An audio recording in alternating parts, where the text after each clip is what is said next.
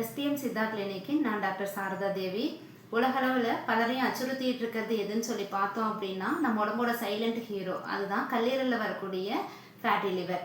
Fatty liver அப்படிங்கிறது இந்தியர்களில் 38% பேருக்கு இருக்கிறதா ஆய்வுகள் சொல்லப்படுது. கல்லீரல் பாதிப்பு ஃபேட்டி லிவர் அப்படிங்கிறத எப்படி சரி பண்ணலாம் அப்படின்றத நம்ம பார்க்கலாம். கல்லீரலில் வரக்கூடிய இந்த ஃபேட்டி லிவருக்கு அடிப்படையான காரணம் என்னன்னு சொல்லி பார்த்தோம் அப்படின்னா ப்ராப்பரான டைஜஷன் இல்லாதது தான். நார்மலாக நம்ம உடம்புல 5% வரைக்கும் ஃபேட் நார்மலாகவே கல்லீரலில் இருக்கும். இது 8%லேருந்து 10%க்கு போகும்போது தான் ஃபேட்டி லிவரை நம்ம சொல்கிறோம். இந்த ஃபேட்டி லிவரை அப்படியே இதே மாதிரி தங்கிக்கிட்டே இருக்குது, ஃபேட் டெபாசிட் ஆகிட்டே இருக்குது அப்படின்னா அதை தான் நம்ம நாள்பட சேரக்கூடிய அந்த கொழுப்புகள் தான் லிவர் சரோசிஸ், அதாவது கல்லீரல் செயலிழப்பாக மாறுது. இதுக்கு நம்ம பேசிக்காக ஆரம்பத்திலே நம்ம இதை பார்த்து சரி செய்யும் போது நம்ம உடம்புல ஃபேட்டி லிவர் அப்படின்ற பிரச்சனையும் இருக்காது. நம்ம உடல் ஆரோக்கியமாக வச்சுக்கலாம். நம்ம உடம்பை ஆரோக்கியமாக வச்சுக்கிறதுக்கு ஃபேட்டி லிவர்லேருந்து நம்ம தடுத்துக்கிறதுக்கு என்னெல்லாம் ஃபாலோ பண்ணலாம் அப்படின்னு சொல்லி பார்த்தா முதல்ல தூக்கத்தை சரி பண்ணணும். தூக்கம் அப்படிங்கிறது 10 மணியிலிருந்து இரவு 10 மணியிலிருந்து நைட்டு 2 மணி வரைக்கும் நல்ல தூக்கம் இருக்கணும்.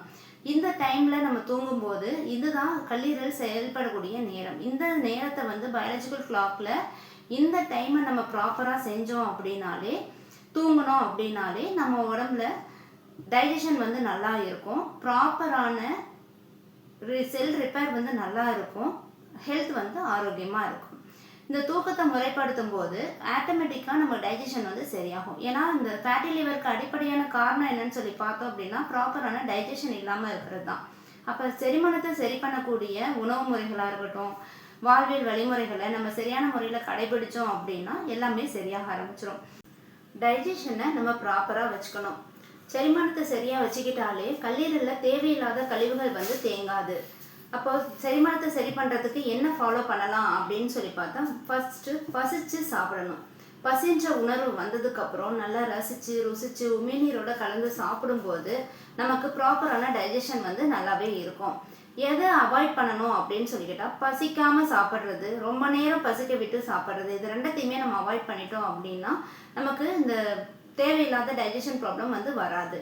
சரி, இந்த நான் நார்மலாக தான் சாப்பிட்றேன் ஆனால் டைஜஷன் சரியாக நடக்க மாட்டேங்குது அப்படின்னா அஷ்டச்சூர்ணம் இருக்கு இல்லையா, அஷ்டச்சூர்ணம்னு இருக்குது. அதை நம்ம முதல் பிடி சாதம் சாப்பிடும்போது ஒரு ஸ்பூன் போட்டு நல்லா கொஞ்சம் நெய் விட்டு நம்ம சாப்பிட்டோம் அப்படின்னா அஷ்டச்சூர்ணம் சாப்பிடும்போது நமக்கு டைஜஷன் ப்ராப்பராக இருக்கும். ரெண்டாவது, நல்ல தூக்கம். தூக்கம் ஆரோக்கியமாக இருக்குது அப்படின்னா நமக்கு டைஜஷன் ப்ராப்ளம் வராது. நம்ம இது எல்லாமே ஒரு சைக்கிள் செயின் மாதிரி தான். எப்படின்னா நல்ல ஆழ்ந்த தூக்கம், செரிமானம், மலச்சிக்கல் இல்லாமல் இருக்குது, இது மூணும் சரியான முறையில் இருந்துச்சு அப்படின்னா நமக்கு கல்லீரல் சம்மந்தப்பட்ட பிரச்சனைகள் வராது. அப்போ ஆழ்ந்த தூக்கம் இருக்கணும். 10 மணிலேருந்து 2 மணி வரைக்கும் நல்ல தூக்கம் இருக்கணும். இது கல்லீரல் வேலை செய்யக்கூடிய நேரம், அதனால இந்த டைம் சொல்கிறோம். மேக்ஸிமம் 10 to 5 இது கரெக்டாக நம்ம தூங்கிட்டோம் அப்படின்னாலே நமக்கு செல்கள் நார்மலாக இருக்கும். கல்லீரல் பாதிப்புகள் ரொம்பவே வராது. ஏன்னா கல்லீரல் பாதிப்புகளால் தான் முதல் அடிப்படையான எல்லா நோய்களுக்கும் அடிப்படை காரணம் இந்த கல்லீரல் சம்மந்தப்பட்ட பிரச்சனைகள் தான். அப்போ அதை சரி பண்ணும்போது எல்லாமே சரியாகுது. அடுத்து பார்த்தோம் அப்படின்னா உடம்பு சூடு, உடல் சூடு அதிகமாக இருக்கிறதுனாலையும் நமக்கு இந்த பித்தம் அதிகமாகிறதுனால கல்லீரல் சம்மந்தப்பட்ட பாதிப்புகள் நமக்கு வருது. அப்போது இதை சரி பண்ணுறதுக்கு என்ன பண்ணலாம் அப்படின்னு சொல்லி பார்த்தோம் அப்படின்னா நம்ம வாரத்தில் 2 நாள் எண்ணெய் தேய்ச்சி குளிக்கிறது ஃபாலோ பண்ணணும். உள்ளங்காலிலேருந்து உச்சந்தலை வரைக்கும் நல்ல நல்லெண்ணெய் போட்டு வெதுவெதுப்பான வெந்நீரில் நம்ம குளிக்கும்போது இந்த பித்தம் குறைய ஆரம்பிச்சிடும், கல்லீரல் பாதிப்புகளும் படிப்படியாக குறைய ஆரம்பிச்சிடும். அதனால் இந்த ஃபேட்டி லிவர் குறைக்கிறதுக்கு எண்ணெய் தேய்ச்சி குளிக்கிறதும் ஒரு முக்கிய காரணமாக வச்சுக்கணும் நம்ம. அதே மாதிரி நம்ம கீரை வகைகள் என்னெல்லாம் எடுத்துக்கலாம் அப்படின்னு சொல்லி பார்த்தோம் அப்படின்னா கரிசலாங்கண்ணி, கீழாநெல்லி, இதெல்லாம் வாரத்தில் 2 நாள் இந்த உணவு முறையை நம்ம ஃபாலோ பண்ணிக்கணும். வாரத்தில் 2 நாள் கீழாநெல்லி பவுடராக கிடைக்குது, கீழாநெல்லி ஃப்ரெஷ்ஷாகவும் கிடைக்குது. இதை பவுடராக இருந்துச்சுன்னா வெதுவெதுப்பான வெந்நீரில் கலந்து நம்ம சாப்பிட்டுக்கலாம். கீழாநெல்லியை ஜூஸ் மாதிரி எடுத்துக்கலாம், சூப் மாதிரியும் எடுத்துக்கலாம். அதே மாதிரி கரிசலாங்கண்ணி ரொம்பவே நல்லா நம்ம எடுத்துக்கலாம். அதே மாதிரி பார்த்தோம் அப்படின்னா இதுக்கு டைஜஷனுக்கு சரி பண்ணுறதுக்கு நம்ம சீரகம் எடுத்துக்கலாம், சோம்பு எடுத்துக்கலாம், வெந்தயம், இது எல்லாமே கொஞ்சம் கூட ஆட் பண்ணிக்கணும். எதெல்லாம் அவாய்ட் பண்ணணும்னு பார்த்தா fast food items, cool drinks, biscuits இந்த மாதிரியான பேக்கரி ஐட்டம்ஸ் எல்லாத்தையுமே நம்ம அவாய்ட் பண்ணிட்டோம் அப்படின்னா இந்த டைஜஷன் ப்ராப்ளம் வந்து வராது.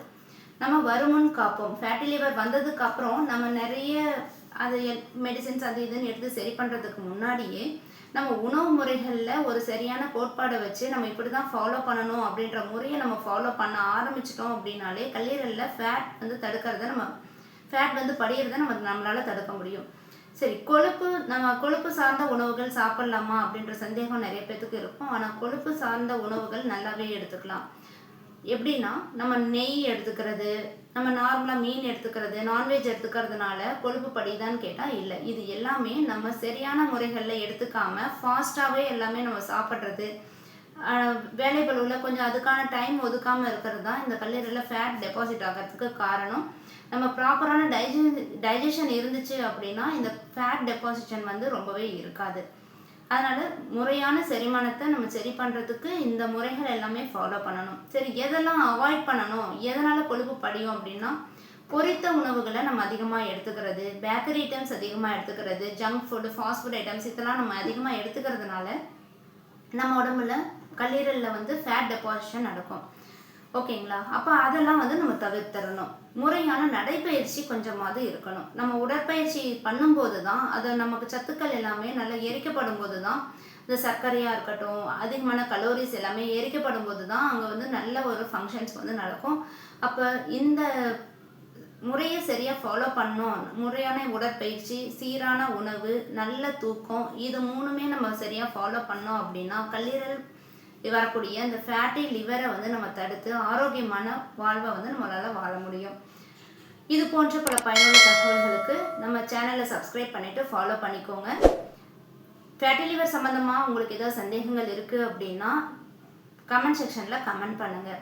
மீண்டும் பல பயனுள்ள தகவலுடன் சந்திப்போம். நன்றி, வணக்கம். வாழ்க வளமுடன், என்றும் நலமுடன்.